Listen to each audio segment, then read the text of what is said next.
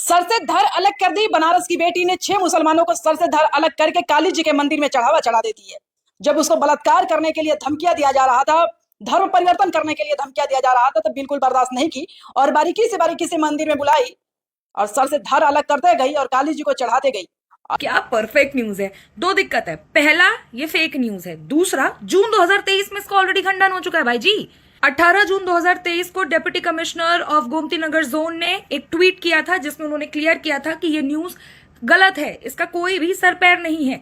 इसके अलावा जो तुम लोग वायरल कर रहे हो वो ओरिजिनल है भी नहीं। एटलीस्ट जिससे पहले जून 2023 में वायरल हो रहा था उसमें डिटेल तो थी, उसमें बोल रहा था कि लड़की जो है वो दलित कम्युनिटी से आती है और भी बहुत चीजें, इवन न्यूज का लोगो भी था, यूपी तक का नाम इस्तेमाल किया गया था। हालांकि 19 जून 2023 को यूपी तक ने भी एक ट्वीट किया और बोला कि ये खबर गलत है, लोगों का गलत इस्तेमाल किया गया है और बोला कि जिसने ये बनाया उसके ऊपर केस होगा।